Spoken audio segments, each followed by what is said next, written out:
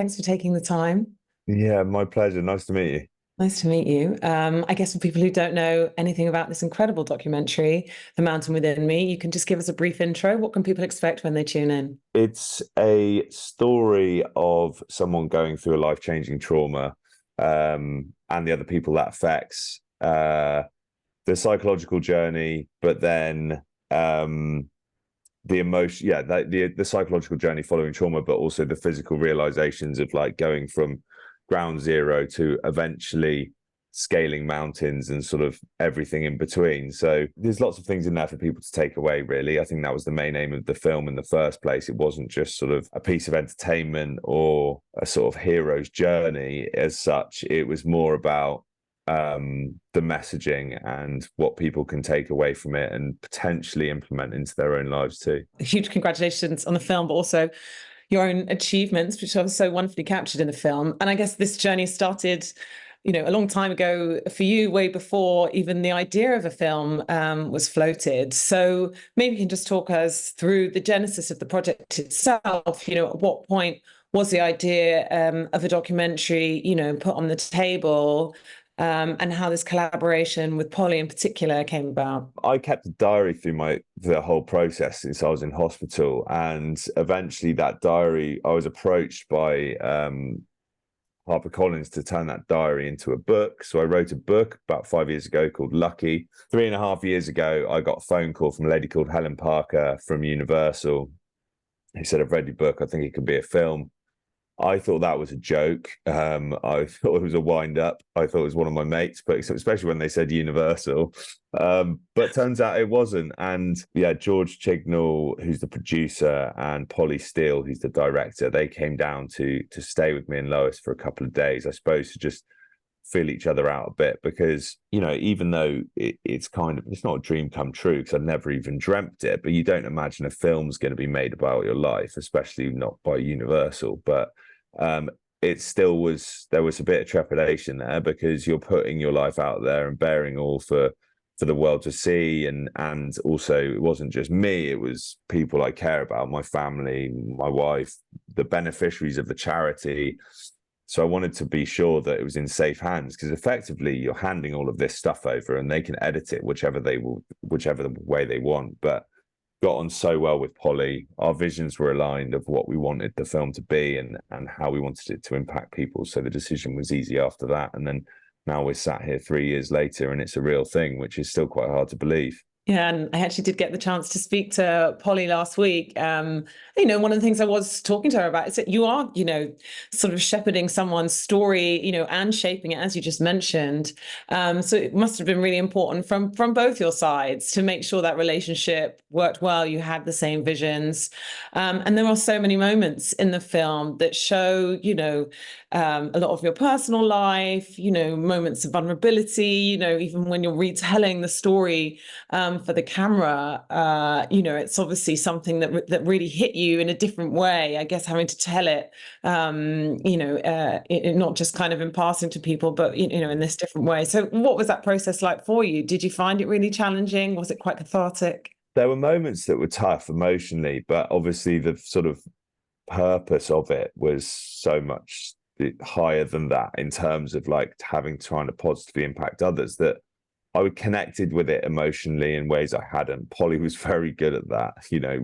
I'm very lucky that I met her. Like, she's become a really close friend of mine. So this goes beyond the film, but in that sort of moment, she could get things out of me, I suppose, or make me connect with a story that I'd probably told quite a lot, but never really taken myself back there. So that was tough. And also it was quite tough watching the interviews of other people, so my loved ones, of how they really were in those moments, because we went through that whole process, I think, trying to protect each other, like putting on brave faces and not make each other feel worse about what was going on, because I had a huge amount of guilt wrapped up in what had happened, and what I'd put other people through, and they were worried about how I was feeling. So it was just sort of all smiles and like, we'll get through it. Obviously there was emotional moments, but then when it's just you and Polly in a room and you're connecting with it on an individual level, it was very different. But I think in a way it is cathartic to take yourself back there and to think through those moments, as long as it's not too damaging or painful, which it isn't, fortunately, because of what's transpired since. I think obviously the moment itself is traumatic, but because so much good, I suppose, has come from it, I don't see it as traumatic anymore. And actually, that was a conscious effort at one point, you know, when I started feeling there was some benefit coming from this situation for other people. I said to myself, well, if enough good can come from this situation for other people, then by definition, I can turn it from a bad day to a good day. We've done that. So now I can sort of relate to it as a good day, but it didn't change the fact that it was still bloody terrifying when it happened. So to take yourself back there, it does hit you. Another thing that I think is very striking about the film is, you know, as you also mentioned there, you know, it's not just a hero's journey. It's obviously showing, you know, what journey you've been on and everything that you've achieved, but it's also showing all those moments of struggle in detail, and all the things that haven't gone to plan or haven't been a clear progress and trajectory. And that feels really crucial as well, because it's as much about having tenacity and, you know, in the face of the most utmost struggles, still just keeping going. So is that something really important both to you and Polly, to show all of that?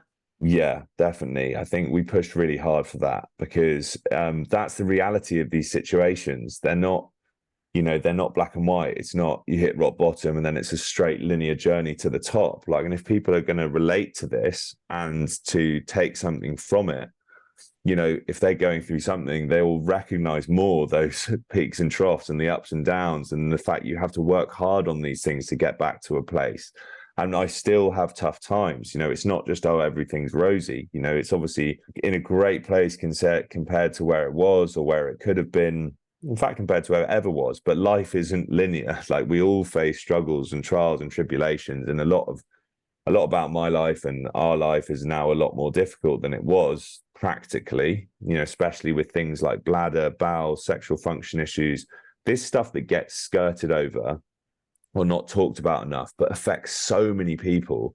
We really wanted to like open up that conversation, help normalize that a little bit, maybe encourage other people to speak out too. And it's just great to see and hear that now the film's out there and people are watching it, that those bits are landing. And I'm getting messages saying, thank you for talking about that, because, you know, I've always worried about it. I didn't know who to speak to, like all of these sorts of things. And that was what I meant by our visions being aligned on how we wanted this film to impact other people. And it's just great that that is actually happening. And in terms of the logistics, I mean, I guess, so like you said, a lot of the footage, you know, from the first half of the film, you had already captured. But I guess as we move to the second half of the film, how much of that, you know, did you have the film crew there with you? Did that kind of affect how you felt about it? You know, I guess sort of like, you know, feeling a bit in a fishbowl, and, you know, perhaps when you are really, you know, your legs falling down a crevasse and you think, oh, I actually just wish the camera wasn't here. Yeah. Funnily enough, that hymn-lung, that whole Nepal piece wasn't in the plan for the film, so that was happening anyway. And we were, obviously it's a big epic trip, I worked closely with Berghaus and we were just going to film the trip no matter what happened, because we'd give them some content in return for them sponsoring, you know, some of the costs of the expedition. Obviously what transpired means it's in the film, because it all turned out to be a lot more epic than we thought. But that was one guy, 25-year-old cameraman called Beetle, who came from, Scottish guy who came on the trip because he wanted an adventure. He had no idea that a load of his footage was going to end up in a Universal documentary. And he offered to do the whole thing for free. We just covered his costs for the trip and he wanted to come. And I'm just so glad that, you know, all of this epic stuff that he shot, because he's having to go through that at the same time as us, you know, like this whole survival episode, and still managing to capture some amazing footage. He deserves like all the plaudits he gets. So, but then it was a bit weird when weird, but like, I'm not used to it. A lot of the stuff that happens in the film, it's not contrived situations in terms of, right, go and climb this because we need to film that. It's just what I'm doing with my life, and they come and follow and start filming. So it goes from iPhones and sort of all of the archive footage of hospital and all of that we've shot along the way just as a record, to all of a sudden you've got a drone the size of a helicopter circling you as you're climbing a mountain. You're like, what is happening? But obviously when you see the footage in the film, you appreciate why they do that and why it's being shot. And I also got to meet some incredible creatives through the whole process, from Polly, but also, you know, Sabrina, who did the editing and the score that was written, and the cameramen, the sound guys, you know, they're all the top of their game. And I find all of that fascinating. So like, I was being really annoying, going, what does that do? How does that work? You know, so it was as interesting for me as it probably was for them, to be honest.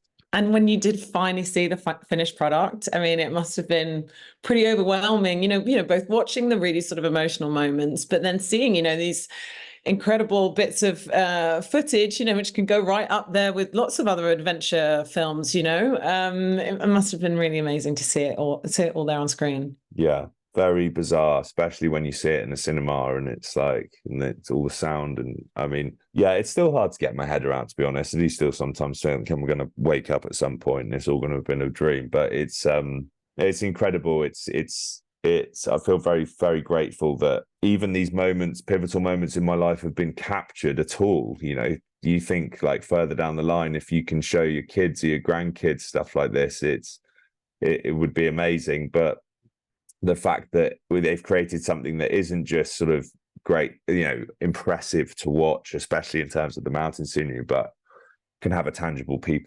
impact on helping others, is something I'm really proud of, and just so grateful that Polly was involved, that Universal and Helen took the chance to actually, they believed that the story was worth telling. Yeah, it's amazing.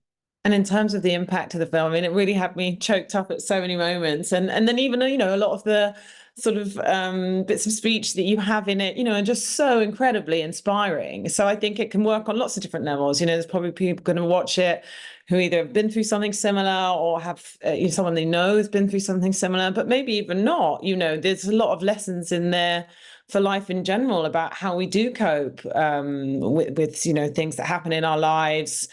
Something you say towards the end about, how much we sort of, are in control of our own suffering, to the extent that, do we sort of need to have a bit of mind over matter in some respects? So, what have you seen the reaction be so far? And what do you hope people take away from the film? I suppose it's not a controversial thing to say, but the fact that we're in control of our own suffering, all it is a realization from myself of what I would love to have told Ed, 12-year-old, 15-year-old me anyway.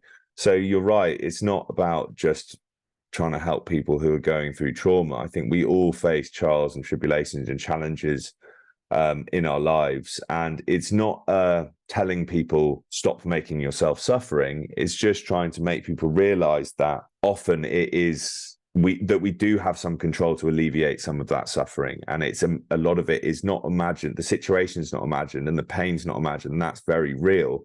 But if you can't do anything about it in a practical sense, ruminating on it and living in it and bathing in it is not going to help. So just understanding that can help you deal with it sometimes. And I still struggle all the time, but those realizations help me work through those processes quicker. And the other main message for me is about the kindness, just being kind to each other. I think it's so powerful, not just for the person you're being kind to, but to yourself as well. And I've been very fortunate to meet some incredibly generous people who have been very kind to me. And now I just try and pay that forward, and I've seen a real benefit on my life, my day-to-day sort of positivity and happiness from how I treat other people. So just trying to get that message out there too. And I think a big piece of it that comes across is about community and connection. And that point is made a number of times. And I think something else Polly brought up was, we've all kind of forgotten how COVID has impacted a sense of community. And we all sort of have a bit of a hidden trauma from that. And I think there is some work to be done for people to refine those communities, and how much that can be a big piece of how you can recover and how you can get more out of life, actually. We're not all supposed to be going through our solo journeys. We're supposed to be going through life together. Yeah, absolutely. And that is the ethos of the charity. And I think that's been probably the biggest hidden benefit that we didn't necessarily plan for from the start in terms of the process we work with the beneficiaries over the sort of 5 years. It's the community that's been created, the friendships that they've created themselves. We almost just put in place the environment for them to come together and just heal each other. And you're right, because of COVID, we haven't been face to face. We haven't been together. We are tribal creatures. We're supposed to be around each other. And I think promoting that and encouraging that and getting people to come out and talk and be vulnerable with each other or just spend time together is a really important message as well. And one other just final point I was thinking about was, perhaps the idea of masculinity as well, which is kind of a hot topic nowadays. There's a lot of men that maybe do feel a bit lost at where they're supposed to, how they're supposed to portray themselves, how they're supposed to think of themselves. And, I think you're quite candid about the fact that, how your sort of sense of self was wrapped up in the idea of being a sportsman and, certain things about what your abilities and how you look and the fact that you can be vulnerable on camera. Do you think there's a lot of men that probably can also take something away from that? Yeah, I hope so. I think there's two pieces there. There's like the power of vulnerability, like we are terrible as men at saying we're struggling or we're suffering. It's why suicide's biggest killer of men under 40 is because we can't talk about it. Like that, oh yeah, I'm fine thing is an issue. And that I was there, I know that because I was that person. And over time, learning how much being vulnerable and being honest about my emotions was helping me. But also beyond that, like that's the brave, strong thing to do is tell people you're struggling because we all struggle. It doesn't mean you're weak. Like it's the scarier thing to do. If you can find the bravery to say, put your hand up and say, I'm struggling, it's massively beneficial, not just for you, but for the other people that hear it. So it was really important for us to do that, but also finding the new version of me because my identity was wrapped up in being a rugby player and my physicality and all of these sorts of things. And then I had to lie there and think, okay, well, you're not that version of Ed anymore. Who are you? And I had to then just follow my gut, follow my heart in different directions, things that felt right. And now I'm a very different version of me, but I don't feel any less of a man than I did before. Masculinity was never about how much I could lift in the gym or how fast I could run or what I could do. It was always about like how confident I was or what I was doing as a person. Was I in line with my values? All of those things. So it's redefined what it means for me to be a man. And actually, I'm starting a podcast with a friend of mine called Matt Pycroft, who's an adventure filmmaker on this exact topic called Boys Would Be Boys. And it's like the anti-Andrew Tate podcast where we bring on people who are seen as macho in the world. He's got a lot of contacts in the adventure world, but also special forces. I've got contacts and then coming on and being vulnerable and talking about what they're scared of and all of those things to try and help inspire a younger generation that's actually what it's all about. How does it feel, this film finally being out in the world and everyone getting to see it? And what is next? I mean, just mentioning the podcast, I guess you're doing more adventures, climbing more mountains. What's next? Obviously, it feels amazing that this is out there and more people are going to see it. I'm hoping that, I think in line with that, we will be doing more with the charity, more beneficiary applications to deal with. And we've got a lot in the pipeline with the charity as well. We've kind of geared up ready for this. We've got a new charity manager in and because we want to be able to help as many people as we can if they are reaching out to us. For me, the next big thing is I'm going to the Paralympics next week. So I'm presenting the athletics for Channel 4 at the Paralympics. So that's my next big challenge / just thing to get excited about. Like it's obviously the most amazing event. So I'll be in Paris for 2 weeks for that. And then next year, the big challenge is I want to try and do a first ascent with a team of disabled people in Kyrgyzstan. So try and get a flag in the ground for accessible adventure, really, get our own mountain. Amazing. Well, thank you so much for sharing all that with me. And I can't wait for everyone else to see the mountain within me. And I actually have a friend who's sadly had a spinal injury, from a virus. Really? So, I mean, he's on a different part of his recovery, still early stages, but yeah, so the film really had a very personal connection for me. So yeah, thank you very much and congratulations on making it. Thanks, Sarah. Appreciate it. Thank you. Bye. Bye.